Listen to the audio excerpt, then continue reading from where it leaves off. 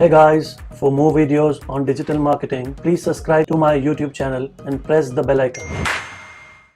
Hello friends, मैं उदित। इस video में हम बात करेंगे गूगल रैंक ब्रेन के बारे में, जो 2015 अक्टूबर 26 को लॉन्च हुआ था।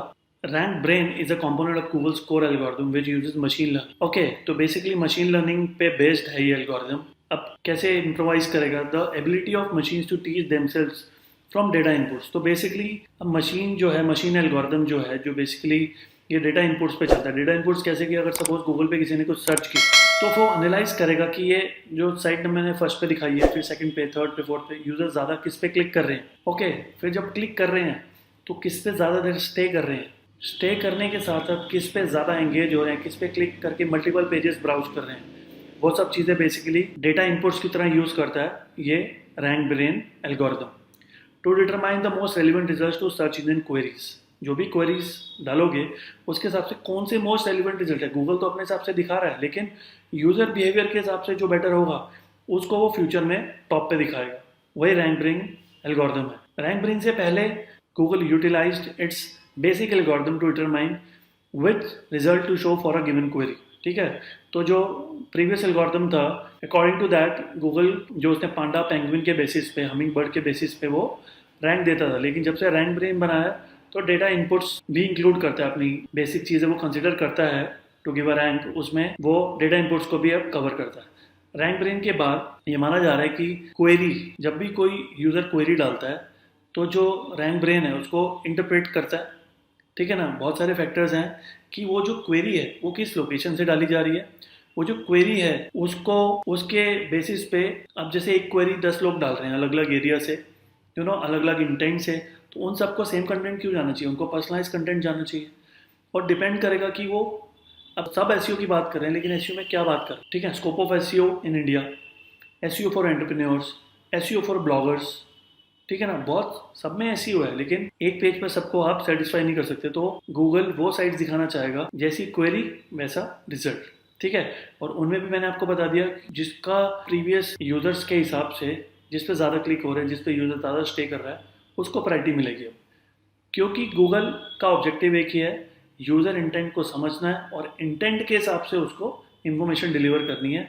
अगर ऐसा नहीं करेगा तो ऑब्वियसली गूगल, क्योंकि अभी तो चलो मोनोपोली है इंडिया में, तो कोई और लोग यूज़ ही नहीं करते, लेकिन अगर उनके हिसाब से नहीं दिखाएगा तो फिर we are the biggest switchers. हमें जहाँ पे जो चीज़ अच्छी मिलती है हम 2 मिनट में स्विच कर जाते हैं। ठीक है, तो गूगल ऑब्वियसली नहीं चाहेगा कि ये ऑडियंस उसके साथ सालों से जुड़ी हुई है वो स्विच कर जाए किसी दूसरे सर्च इंजन पे।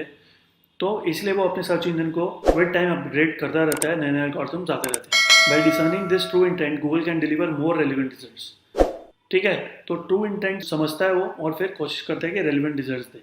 To teach the rank brain algorithm to produce useful search results, Google, अब रैंक ब्रेन तो एल्गोरिथम मशीन है, अब उसके अंदर डेटा फीड करते हैं और उस डेटा के बेसिस पे वो रिजल्ट दिखाता है।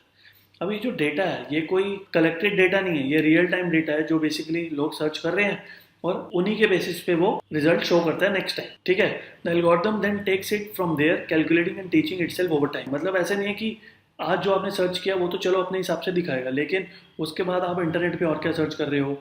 ठीक है, फिर अगर आप मोबाइल से कर रहे हो तो मे भी शायद, अगर मैं क्रिकेट की बात करूँ, मैं आईपीएल की बात करूँ, तो आप क्रिक बज़ में बेसिकली चेकआउट करते रहते हो, आप स्केड्यूल्स के अंदर जाते रहते हो, फिर आप और भी बहुत सारी चीज़ें चेकआउट कर रहे हो, आप न्यूज़ सेक्शन में जा रहे हो, वहाँ पे भी कोई आईपीएल का वीडियो था वो भी आपने देखा, आप यूट्यूब में जाके भी प्रीवियस आईपीएल के वीडियोस देख रहे हो, तो वहाँ से समझ जाएगा आपका इंटेंट। बेसिकली अगर आईपीएल को सर्च कर रहे हो तो मे बी शायद आप क्यूरियस हो, यार ये आईपीएल कब शुरू होगा।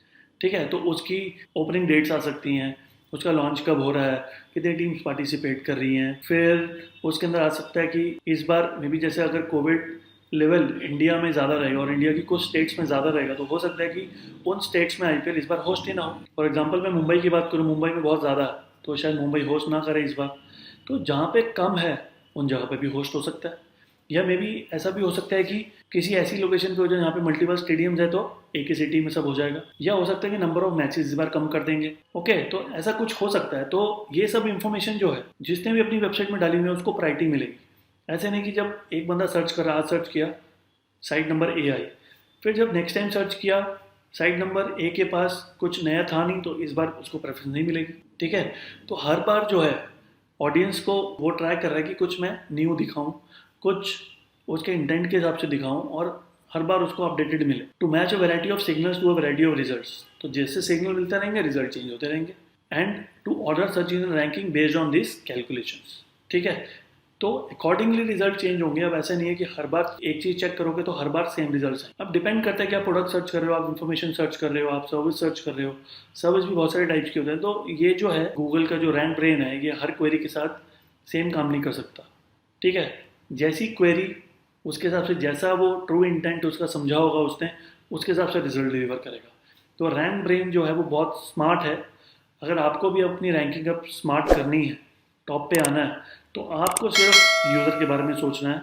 गूगल को बिल्कुल भूल जाओ, क्योंकि जो यूज़र के बारे में सोचता है गूगल ऑटोमेटिकली उसके बारे में सोचता है। अगर आप यूज़र को सेटिस्फाई करो, अपनी साइट पे क्लिक करवा के ले जा पा रहे हो, साइट पे होल्ड करा पा रहे हो, वो एक्शन ले रहा है आपकी साइट पे जाके, ठीक है ना, तो ये सब चीज़ें क्या बताते हैं गूगल को, ये साइट अच्छी है। और जो साइट अच्छी है ऑब्वियसली गूगल वही दिखाना प्रेफर करेगा ना, जहाँ पे यूज़र क्लिक कर रहा है। कुछ लोग क्लिक करते भी हैं तो 2 मिनट में बाहर आ जाते हैं, उसका बाउंस रेट इतने ज़्यादा है। तो जब आप किसी की साइट पे जाते हो, जितनी देर आप रुकते हो उसको बोलते हैं dwell time, DWELL, dwell time बोलते हैं उसको। जैसे आप सर्च इंजन से क्लिक करके गए और आप बैक करके वापस आए या किसी और साइट पे गए, तो जितना टाइम आप रुके वो था ड्वेल टाइम। ठीक है, अब ड्वेल टाइम में सपोज आपने 10 पेजेस ब्राउज करे, तो जिस पेज पे ज़्यादा रुके आप, उसकी प्रायोरिटी ज़्यादा बढ़ जाएगी। तो बेसिकली अब ये सब चीज़ें कैलकुलेट करता है रैंक ब्रेन, जो मे बी पहले चीज़ें बहुत टफ थी ये सब करना।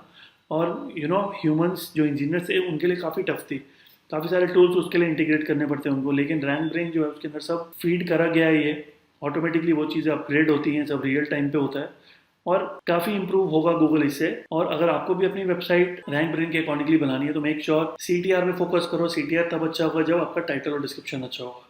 फिर ड्वेल टाइम पे फोकस करो, तो बेसिकली मेक श्योर वेबसाइट में कुछ ऑडियो पॉडकास्ट और वीडियोज़ डालो जिसमें यूज़र कुछ देर के लिए एंगेज हो। 2-3 मिनट का वीडियो डालो। SEO का पेज है तो कुछ समझा दो, PPC का पेज है तो कुछ एक्सप्लेन कर दो, ठीक है ना, PPC कैसे आप यूज़ कर सकते हो, डिजिटल मार्केटिंग में क्या बेनिफिट है वो डिजिटल मार्केटिंग के पेज पे आएगा। तो ये छोटे छोटे वीडियो एनिमेटेड मत डालो, जैसे मैं वीडियोस बना रहा हूँ वैसे ही आप रियल टाइम एक्सप्लेन करते हुए एक्सप्लेनर वीडियोस बना सकते हो जिसमें लोग एंगेज भी होते हैं, ठीक है ना। और कोशिश करो उनके जो क्वेरीज हैं उसको आंसर करो अपनी वीडियोज़ में, छोटा छोटा, ठीक है। और इन डिटेल में बात करनी तो लास्ट में ये बोल दो, you can get in touch with us. Phone number होता है साइट पे, वो आपको कॉल करके सारी क्वेरीज का आंसर ले सकते हैं। तो उनको अगर आप उनकी क्वेरीज का आंसर दोगे तो वो पक्का एंगेज होंगे। और साइट पे रोकना है जैसे मर्जी रोको, तो ये एक अच्छा तरीका है।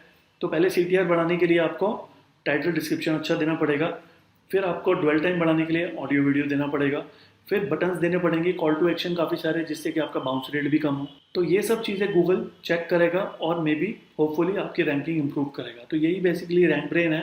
तो अप्लाई करिए अपनी वेबसाइट पे और मेक श्योर गूगल को सेटिस्फाई करने की मत सोचो, यूज़र को सेटिस्फाई करने की सोचो, ऑटोमेटिकली रैंकिंग इंप्रूव हो जाएगी। Thank you very much, see you in the next video. Thank you.